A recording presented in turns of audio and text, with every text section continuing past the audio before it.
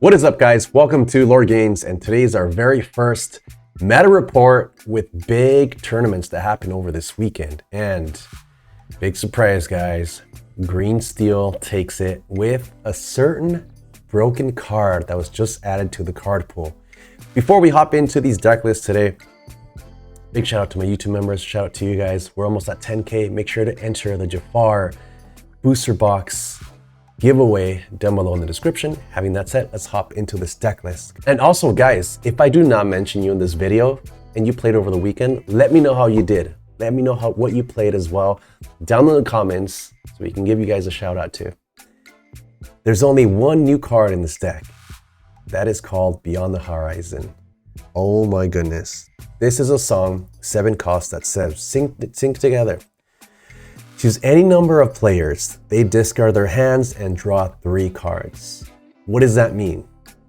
That means if you have a Prince John and you have another character that can sing this song, your opponent's going to discard their hand, and how many ever cards they discarded, Prince John is going to draw you that many. The worst part is now they have 3 cards in their hand. First of all, big shout out to Mark Miller. Shout out to you for getting first place at Southside Gaming, over 70 players. So this is the biggest tournament this weekend so far. I'm recording this on Sunday and this happened on Saturday. So this is what we have so far. But besides the congrats, this is crazy. This is some Bucky shenanigans. It reminds me of the Bucky era. I hope we don't enter that era again. We all know that Ward is a very broken mechanic, Prince John. So it gets a little tricky to interact with these characters. Not the most fun, but we have one more set of Prince John. And for the next set, if they don't reprint him, then we don't have to worry about it. But the set is just starting, and Green Steel is probably the best deck in the set until we figure something out, until a rogue deck comes up and puts it in its place. But for now, this is where it's at, guys. This is our meta. Moving on, next deck. Let's talk about Ruby Amethyst. Second place, Dylan. Congratulations. New cards in this deck are the Monstro, Everybody's Got a Weakness, and looks like that's about it. And this is the evasive list. So it's the evasive list running the Pegasus, Genies, Diagos, Peter Pans, Shark. And the new addition is the Monstro, which is an 8 cost. And knowing Ruby Amethyst, this can come down in place of a B prep. As you notice, there are 3 B preps in this deck. In place of a B prep, he has Rush. So if you have a stacked hand, he comes down, he can challenge your opponent's characters, kind of like a Scar, but he's inkable. And if you have a stacked hand, there's no issue in discarding your stuff. Plus, you also have Shark to get that stuff back into your hand. Stuff like actions, of course. But the other card that's really interesting in this deck is a one of Everybody's Got a Weakness. Love the art, by the way. This card says move 1 damage counter from each damage character you have in play to chosen opposing character. Draw a card for each damage move this way. Doesn't seem super reliable, but maybe it'll get broken somehow. It'll get broken somewhere. Maybe we start adding some Gothels and some Mulans. Who knows? Let's move on to our next deck list. Also Southside Gaming. This is top 4 Amethyst Emerald by Thiago. Congratulations. That awesome performance. This is the straight up discard list, but the new additions, look at that Prince John. The new additions to this were Pull the Lever and Wrong Lever. Pull the Lever is an action, 3 cost that says choose one of the 2. Draw 2 cards, or each opponent chooses and discards a card. So it's very flexible. If your opponent has no cards in hand, then you just draw 2 cards. And the other one is Wrong Lever, which says choose 1, return chosen character to their player's hand, and or put a card named Pull the Lever from your discard on the bottom of your deck to put chosen character on the bottom of their player's deck. It's a removal. I like it. It's a 3 cost. They're all actions, so you can discard them with the Diablo. Good stuff. Awesome. Let's hop into our next one. This one is a Amber Steel. Justin at Southside Gaming got top 8. Congratulations. And right off the block, Lady think Lady's awesome. Lady's broken. She says, when you play this character, you may play a character with 2 costs or less for free. Notice there's a bunch of different 2 costs in this deck. Piglet, Penny, Smee, Doc, Calhoun. And it's 2 or less, so you can also play a Daisy, Rhino, Cinderella. Speaking of Rhino, I think Rhino's awesome. He's a 1 cost, 1/2. When you play this character, chosen opposing character gets -1 strength until the start of your next turn. I like that it's till the start. It's even better than just for the turn. But his shift comes down on 2. He can sing, or he can outright challenge your quest. He's a beefy body, especially combined with the Rapunzel's Tower. Rhino's shift says 4/3, shift for 2. When this character has no damage, he gains resist 2. Very solid. I like it. A little Rapunzel action, and you're in a good spot. I like it. Cool list. Shout out Justin. Let's go. Blue Steel, I dug all the way down into top 64 because I wanted to pull out this beauty here. This Blue Steel, I guess we call it Kiwi, right? This Kiwi Birds deck list. We got Gantus, we got the Alice, full set of Alice, Docs, and we have the second doc, which is Desperate Plan. And this card, if you have no cards in hand, you draw cards until you have 3 in your hand. Otherwise, choose and discard any number of cards, then draw that many cards. The draw 3 cards is the spice one. That's the really cool part about this card. And also Atlantean Crystal, which I really like this item. It says, chosen character gains resist +2 and support until the start of your next turn. You pay 2 and you exert it. It sticks around and it's inkable. Love that. Also, Medal of Heroes is a good way to close out the game. Pay 2, exert, banish this item. Chosen character of yours gets +2 lore this turn. Gantu swinging for 6 is insane. Jose, congrats, man. Really cool. I love how you cooked up this deck. And the Prince. I like the addition of Prince too. Amber Emerald, no churn, but yes on the dog. You got top 8 at Southside. Nathan, shout out to you, man. We have all the 1-drops. The new 1-drop lady says whenever you play a character, this character gets 1 strength this turn. And while this character has 3 strength or more, she gets +2 lore. She can quest for 3 if you end up slamming down a bunch of characters. The Tramp, Old School Tramp, what else is new in here? That's it, but I think what's really interesting about this list is the just-in-time. There's a few targets for the just-in-time. The Cricky coming down on 3 is decent. I do, however, like the Goofy and the Lady coming down instead. So if you wanted to, you can just ink until you're 4th. No, actually, no. You have to ink until you're 5 because you have to play your Crickies. If you don't have your just in time, you have to play your Cricky outright, your Goofy outright by paying 5 ink. Lady, you can shift, and Lady's awesome. So awesome deck list, top 8. Impressive, very impressive. Next deck list. This is with the dogs, and this is top 64. Kyle, let's go, Kyle, for cooking up this awesome deck. Also running the 1-drop Lady, the new 1-drop Lady. But there's also a Jock in this list. Jock says whenever you play this character, if you have 3 or more characters in play, gain 2 lore. This reminds me of the 5-drop 4/4 lady. I forgot her name. She's Amber. You gain, one of your characters gains 2 lore for the turn, so they can quest for an extra 2 lore. But also playing the 3-drop lady to aggro out your hand. And the Tramp shifts for 4, but his ability is pretty awesome. During your opponent's turn, whenever one of your characters is banished, you may draw a card. Any of your characters gets banished, you draw a card. So you're replacing a lot of these characters getting banished when they get banished. He's a 2/8, quest for 2, so amazing into steel.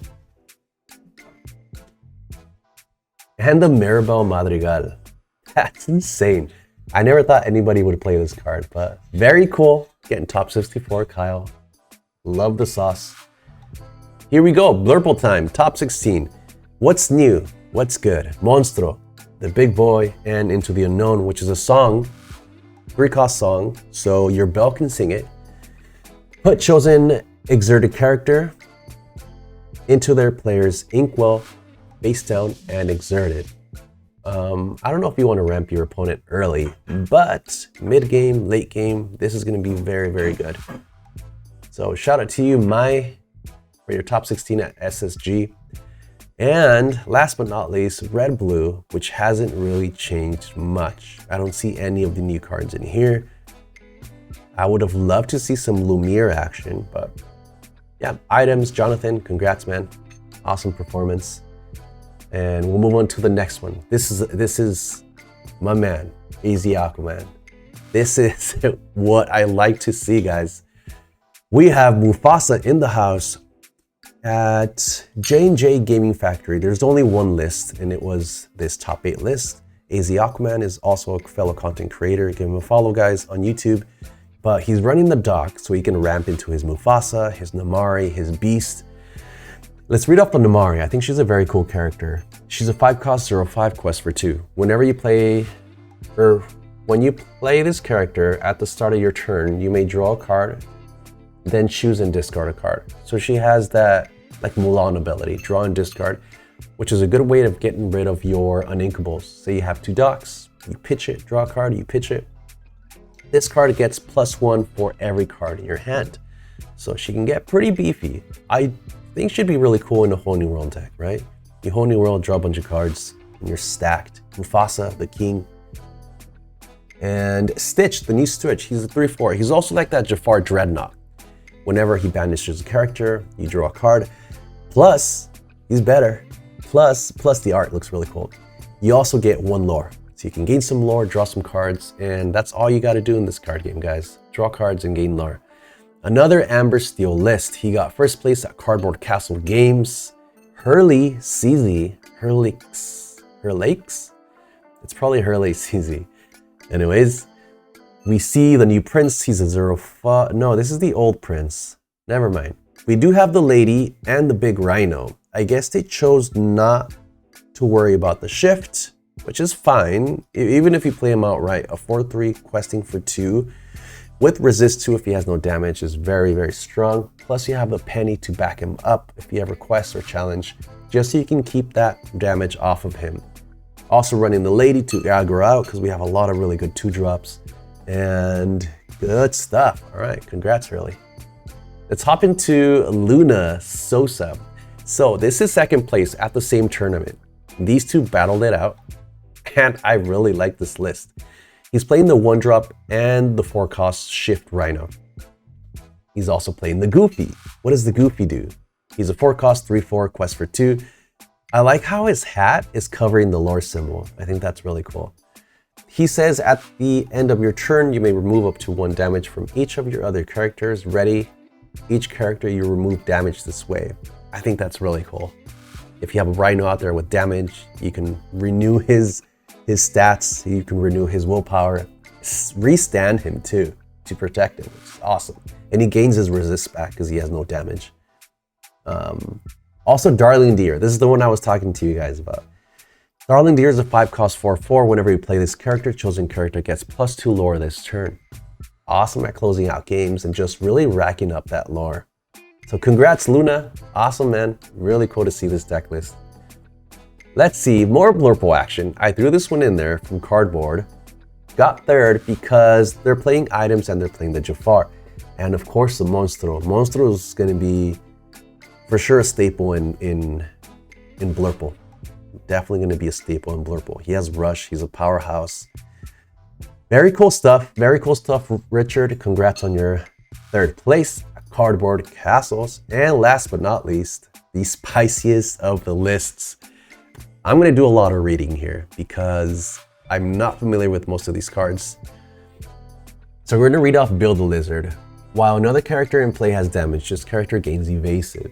This is a damage-based deck, so this guy's going to gain evasive most of the time. He's a 1/2.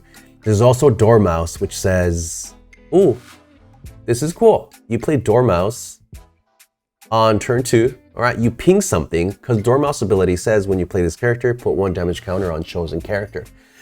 And if your opponent has nothing, you can just put it on Dormouse, or you can put it on Build a Lizard, and Bill is going to gain evasive while he's in play. Very cool. All right, now we have the Dodo, which is a 0/6 3-cost. This character gains +1 strength for each 1 damage on him. So he can get pretty beefy. And it's going to get pretty tough to take him down too once he has damage on him. The Alice forecast says, when you play this character, you may ready chosen a damaged character of yours. They cannot quest for the rest of the turn. Protect your characters. The March Hare says, forecast 3/4. When you play this character, you may deal 2 damage to chosen damaged character. So they have to have damage on it. And the key to this deck is having, oh my goodness. I was gonna say having that big queen in play, but she's not in the deck, which I get it. I mean, that's fine, right? I really want to play this deck now. I want to see how it works. I want to see how it functions. Well, let's read the next one. Tweedledum says, Tweedledee and Tweedledum, whenever this character quests, you may return chosen damaged character to their player's hand. He's a forecast. So if you're pinging stuff with Dormouse, then you're in a good spot. Let's see, what else does damage here? The Alice says, whenever this character quests, put 1 damage on each other character. Okay, so this is like the queen. Puts damage on every single character. You shift on 3. Do we have a 1 cost, 2 cost? We don't. We don't have a 1 cost, 2 cost. So she can be a little vulnerable unless you play her on this Alice here, the 4 cost, play her on 5. Or you can just play her outright for 6 ink, which seems a little expensive in my opinion. But she gets the job done, gets damage on your opponent's characters. And of course, you have the Cheshire Cat, plus stuff to shift onto him, like the 3 cost, and that's it. Yeah, okay. Very cool. We have the Brawl, and we have a 7 cost action. Most everyone's mad here. It says, gain lore equal to the damage on chosen character, then banish them. That's pretty cool. It's expensive. It's expensive. It's a 7 cost, which is probably why there's only 1. And last but not least, Card Soldier Spear. Your damaged characters get +1 to rank. I love it. That's really cool. Great way to trade into characters. It's only a 1 cost, so it's like having a 1 cost, kind of like having a 1 cost Lumiere, right? That's just sticks on the board. They can't remove it unless they have item banish. And that's a wrap, guys. Thank you for watching my video. And if I did not mention you, please let me know how you did over the weekend and plug yourself in the comments on what you played and how it went for you. Appreciate you guys. Stay spicy.